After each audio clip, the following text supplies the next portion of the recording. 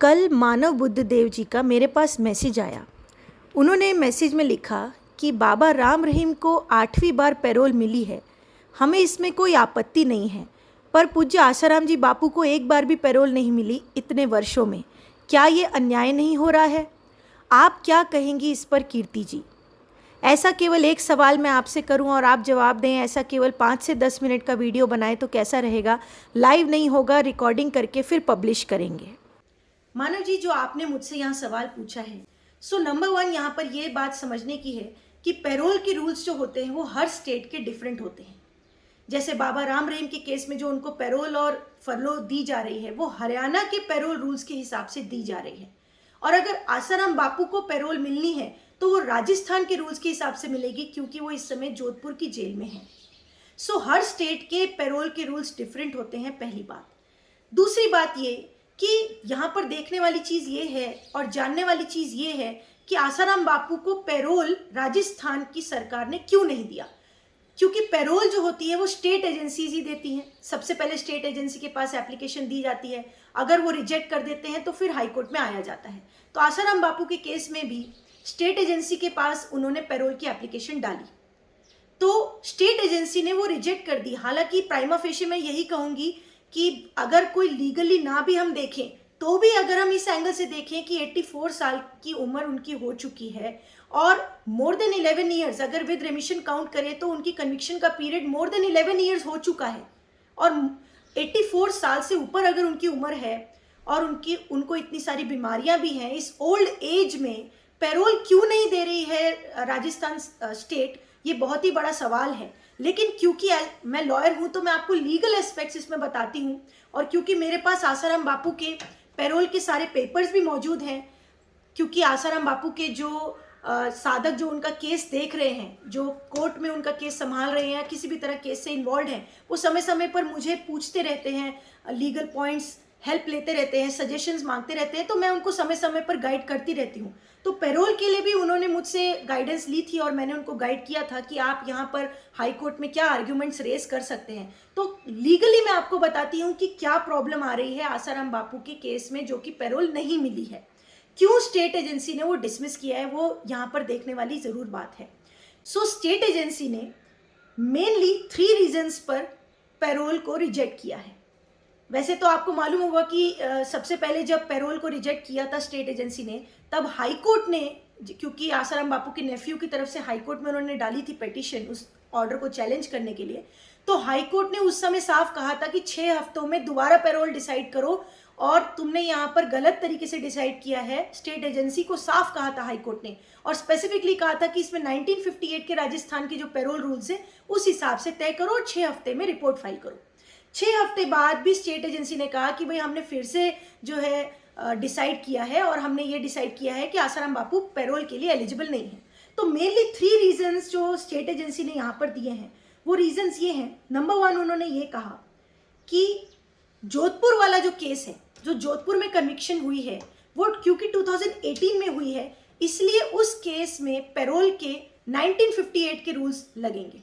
अब यहाँ पे मैं आपको ये भी बता दूं कि राजस्थान में पैरोल के 2 रूल्स हैं, एक तो 1958 के रूल्स हैं और एक नए रूल्स हैं जो कि 2021 में बनाए गए हैं। तो स्टेट एजेंसी ने कहा कि नंबर 1, जोधपुर की कन्विक्शन के लिए 1958 के रूल्स लागू होंगे, और अहमदाबाद की केस में जो कन्विक्शन हुआ है उसके लिए 2021 के रूल्स लागू होंगे। उसके बाद से बड़ा रीजन जो स्टेट एजेंसी ने हाईकोर्ट में दिया, वो ये कहा कि हमने इसलिए पैरोल रिजेक्ट किया क्योंकि राजस्थान पैरोल रूल्स जो 2021 के हैं, क्योंकि अहमदाबाद का कन्विक्शन 2023 में हुआ है, तो इनका कहना है कि 2021 के रूल्स लागू होंगे, इसलिए तो उन रूल्स का रूल 1 सबसेक्शन 3 ये कहता है कि they shall not apply to persons who have been convicted by a court martial or a court of other state। तो यहाँ पर स्टेट एजेंसी ये कह रही है कि 2021 के रूल्स जो है पैरोल के, उसमें रूल 1 सब सेक्शन 3 ये कहता है कि अगर किसी कन्विक्ट का कन्विक्शन आउट ऑफ स्टेट से हुआ हो तो उसको ये पैरोल नहीं मिल सकती, ये रूल्स उस पर अप्लाई नहीं होंगे, वो एलिजिबल नहीं होगा। इस हिसाब से हमने पैरोल रिजेक्ट करी है। अब मैं आपको लीगली अगर बताऊं तो ये रीजन बिल्कुल ही इलीगल है, आर्बिट्ररी है और टेनेबल नहीं है in the eyes of law. ये जो रीजन स्टेट एजेंसी ने हाई कोर्ट के सामने दिया है कि हमने इसलिए पैरोल रिजेक्ट किया है। क्यों, मैं आपको सबसे बड़ी बात यहाँ पर बताती हूँ।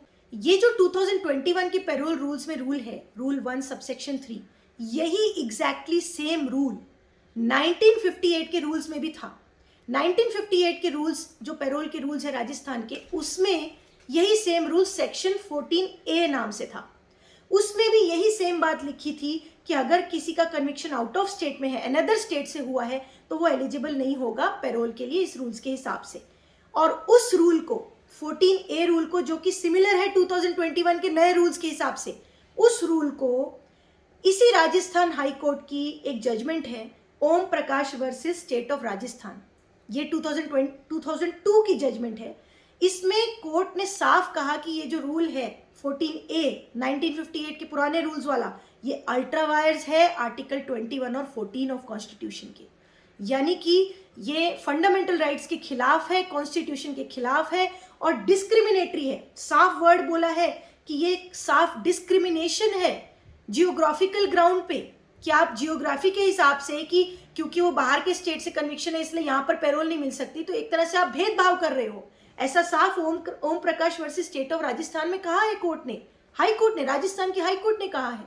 तो अगर वही रूल जो पुराने रूल्स में 14A में था, उसको कोर्ट ने अल्ट्रा वायर्स कहा है, वही रूल नए रूल में सेक्शन रूल 1 बन के आ गया है, तो क्या वो डिस्क्रिमिनेटरी नहीं है? जबकि वो सेम है, सेम वर्ड्स है, सेम रीजन है, सेम ग्राउंड है, सिर्फ रूल का नंबर बदला है, तो क्या वो डिस्क्रिमिनेटरी नहीं है? डेफिनेटली है, अल्ट्रा वायर्स है कॉन्स्टिट्यूशन से। इस हिसाब से जो ये ग्राउंड, जो ये रीजन सरकार ने दिया है हाई कोर्ट में कि हमने पैरोल इसलिए आसाराम बापू की रिजेक्ट की है, तो ये रीजन मेरे हिसाब से जस्टिफाइड नहीं है। और हाई कोर्ट में जो पिटिशन पेंडिंग है, जैसा कि आपको पता ही होगा कि हाई कोर्ट में आसाराम बापू की पैरोल की पिटिशन पेंडिंग है, जो कि इसी स्टेट एजेंसी के रिजेक्शन ऑर्डर के खिलाफ उन्होंने डाली हुई है। तो हाई कोर्ट में अच्छे से इन लीगल पॉइंट्स को उठाना चाहिए, अच्छे से कोर्ट के सामने बताना चाहिए कि किस तरह से आर्बिट्रेरली जो है पैरोल को डिसमिस किया गया है, रिजेक्ट किया गया है, और ये रीज़न जो दिया है स्टेट एजेंसी ने वो जस्टिफाइड नहीं है।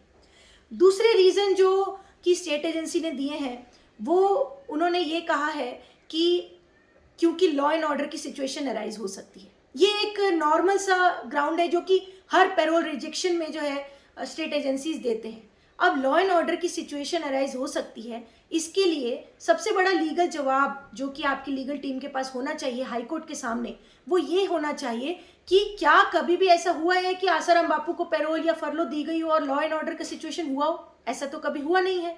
तो आप कैसे कह सकते हैं कि लॉ एंड ऑर्डर की सिचुएशन अराइज होगी ही होगी?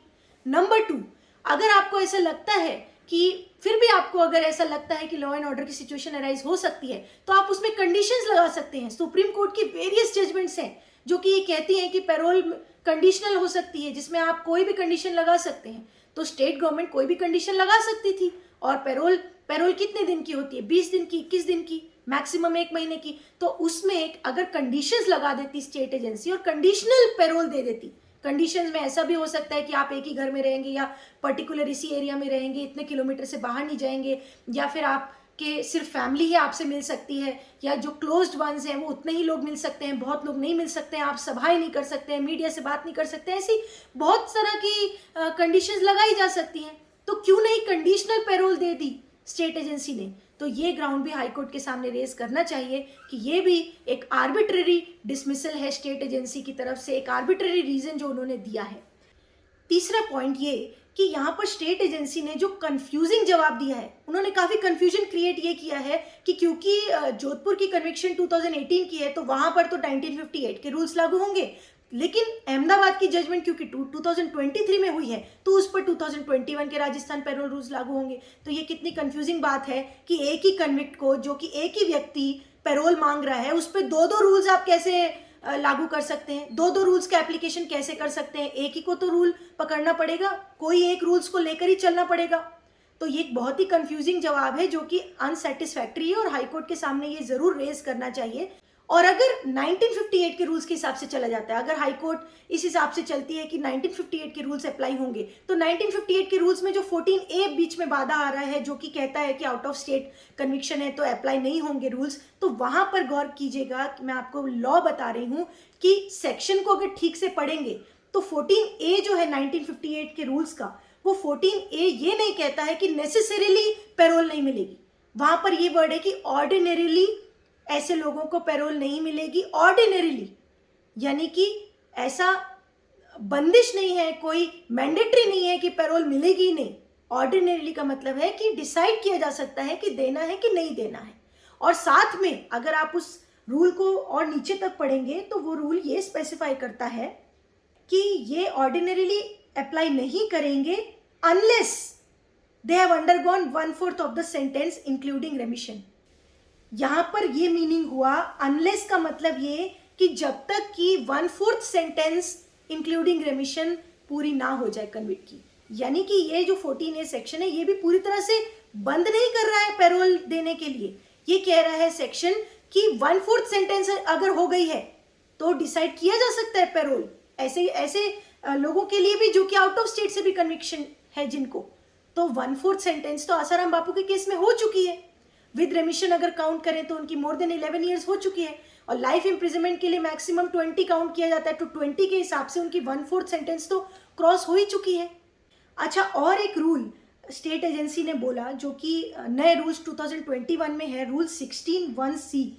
वो भी एक रीज़न लेके स्टेट एजेंसी ने कहा कि उसमें लिखा है कि जो सेक्शन आईपीसी के सेक्शन 376D(2) और F वाले जो हैं वो भी एलिजिबल नहीं है ग्रांट ऑफ पैरोल के, जब तक कि half of the sentence with रेमिशन खत्म ना हो जाए। तो अगर ये रूल स्टेट एजेंसी कह रही है तो इस हिसाब से भी हाफ ऑफ द सेंटेंस तो आसाराम बापू की कंप्लीट हो चुकी है, तो उस हिसाब से भी इनको जो है पैरोल मिलनी चाहिए। क्योंकि अगर आप लाइफ इम्प्रिजनमेंट को देखें तो वो रेकन की जाती है 20 ईयर्स। 20 ईयर्स के हिसाब से हाफ ऑफ द सेंटेंस जो है वो 10 ईयर्स होनी चाहिए। और आसाराम बापू के केस में तो 11 ईयर्स 7 मंथ्स हो चुके हैं। 11 years 7 months is not a small thing. More than half the sentence हो चुकी है, तो ऐसे में मुझे लगता है कि आसाराम बापू का केस फिट फॉर पैरोल है और उनको पैरोल मिलनी चाहिए। और हाई कोर्ट में ये सारे लीगल पॉइंट्स ज़रूर उठाने चाहिए और हाई कोर्ट से पैरोल आसाराम बापू को लेनी चाहिए और मिलनी चाहिए।